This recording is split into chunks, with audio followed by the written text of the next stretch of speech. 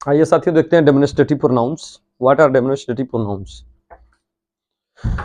बहुत important topic है। अभी तक हमने देखा पर्सनल प्रोनाउंस। पर्सनल प्रोनाउंस जो होते हैं, पर्सनल प्रोनाउंस ये जो होते हैं किसी भी व्यक्ति, वस्तु, स्थान या जानवर के लिए प्रयुक्त किए जाते हैं पर्सनल प्रोनाउंस।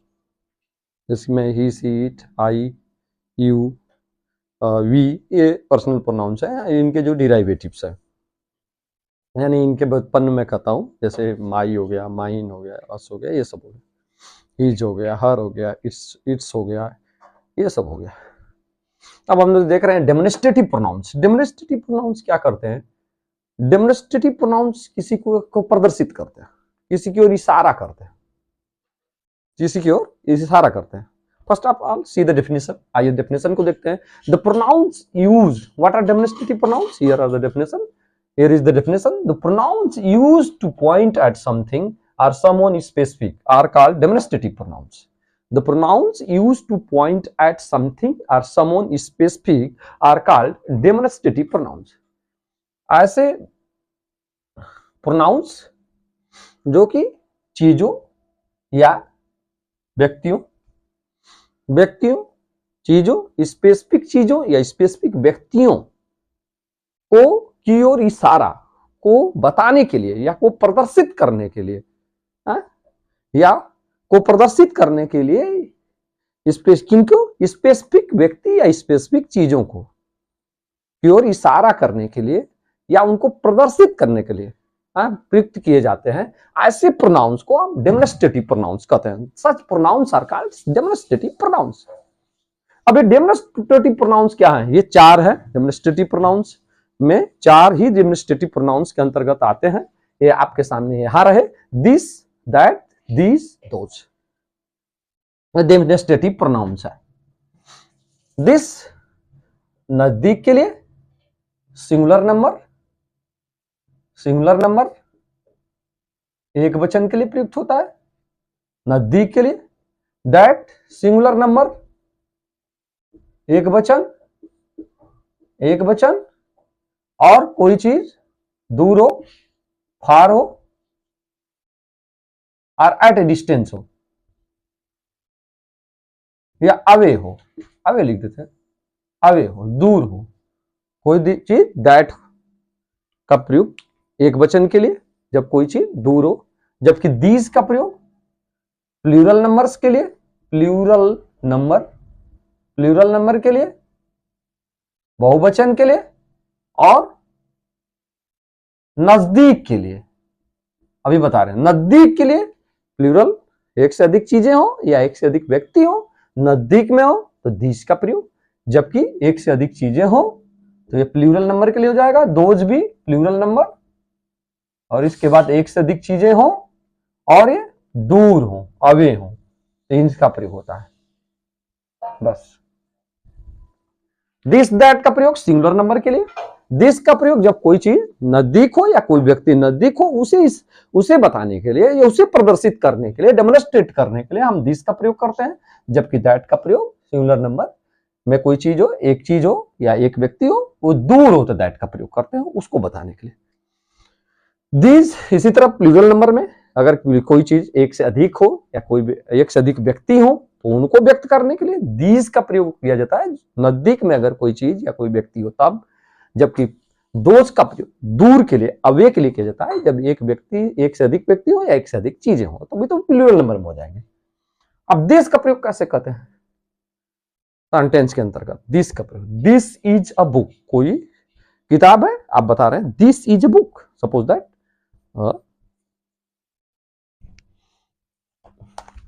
एक किताब है, आप कहेंगे this is a book, this is a book. देखिए नजदीक है, एक चीज है, दिस आप लगाए, दिस इज अ बुक। ठीक उसी प्रकार this is a marker, this is a marker, आप इसको इशारा कर रहे हैं, इसको बता रहे हैं, डेमोन्स्ट्रेट करने के लिए दिस का प्रयोग कर रहे हैं। चीज एक आपके नजदीक है, आपके पास है। ठीक इसी प्रकार in the same way this is a glass, you can say this is a glass, this is a glass, this is a thermos, this is a thermos, एक चीज है, पास है। ठीक है, this is a pen, this is a cat, this is a rat, यह एक चूहा है। दिस इज अ कैट, यह बिल्ली है। दिस इज अ पेन, यह कलम है। दिस इज अ बुक, यह किताब है। दिस का प्रयोग आप। इन चारों उदाहरणों में, इन दीज 4 एग्जाम्पल्स, दिस का प्रयोग जो है डेमोन्स्ट्रेटिव प्रोनाउंस के रूप में हुआ है।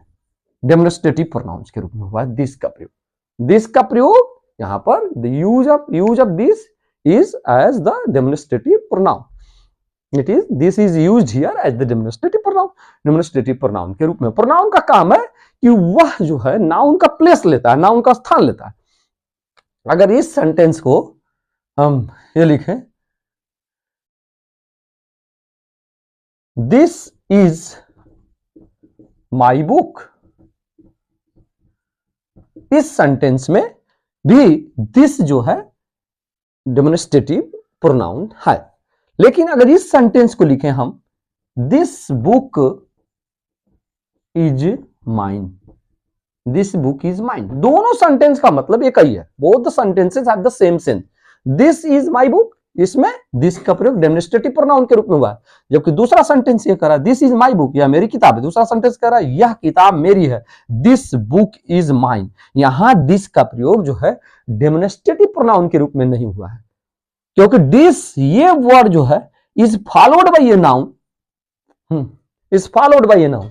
इस वर्ड के बाद एक नाउन आ जा रहा है, तो नाउन दिस बुक, अब यहीं पर यह बता रहा यह किताब, यानी कि किताब, नाउन में यह कुछ जोड़ रहा है, यह दिस शब्द यहां डेमोन्स्ट्रेटिव एडजेक्टिव के रूप में इसका प्रयोग हुआ है।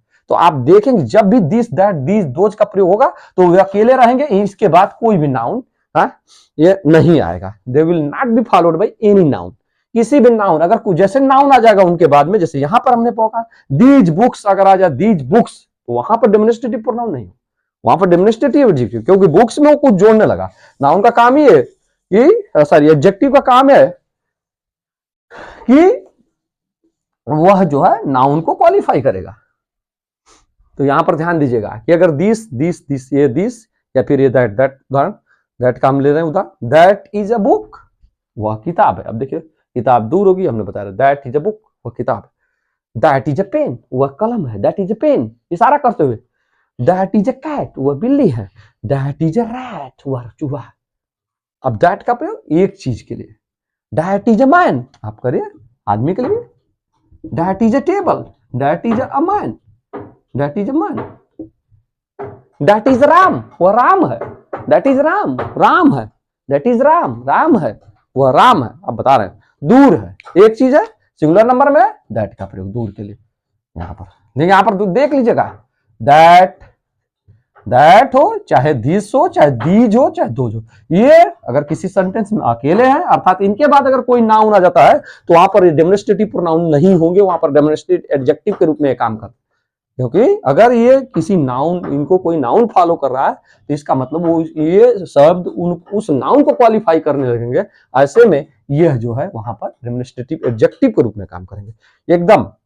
ये demonstrative pronoun this, that, these, दो डेमोन्स्ट्रेटिव प्रोनाउन है।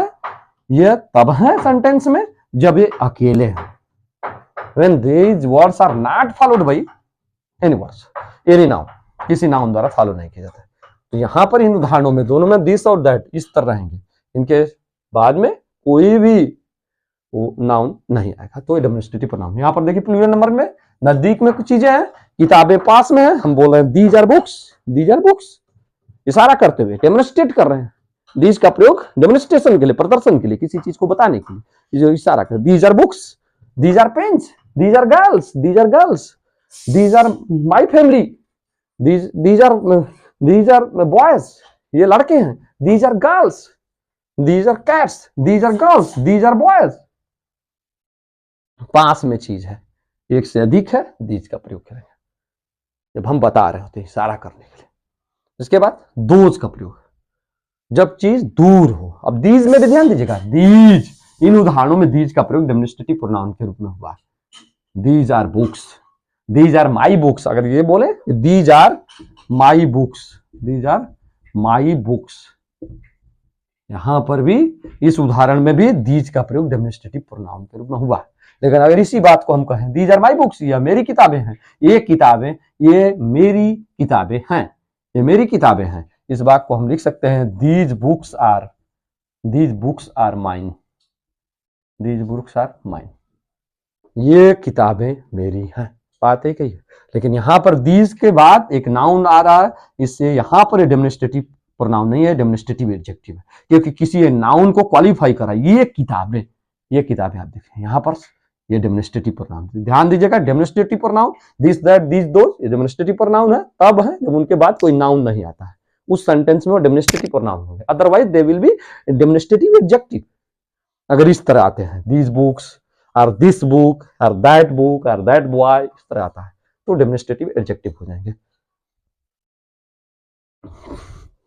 अब चिड़िया दूर बैठी है, हम बोल सकते हैं दैट का दोज का प्रयोग एक से अधिक चीजों के लिए, जब दूर हो दोज, मैंने यहाँ पर लिखा है अब एक के लिए, तो हम कह सकते हैं अगर पेड़ दूर है हम बता रहे हैं दोज आर ट्रीज, इशारा कर रहे हैं, उनको प्रदर्शित कर रहे हैं, these those are trees, those are girls, those are men, वे आदमी हैं, दोज आर काउज, वे गायें हैं, दोज आर बर्ड्स, वे चिड़िया हैं, दोज आर मेन, वे आदमी। तो इस प्रकार दोज का प्रयोग करें। मैं समझता हूं कि आप डेमोन्स्ट्रेटिव प्रोनाउंस को समझ गए होंगे। हाँ, आने वाली वीडियो में प्रोनाउंस के अन्य जो प्रकार हैं उन पर हम चर्चा कर रहे हैं। Keep watching my channel. जय हिंद, जय भारत।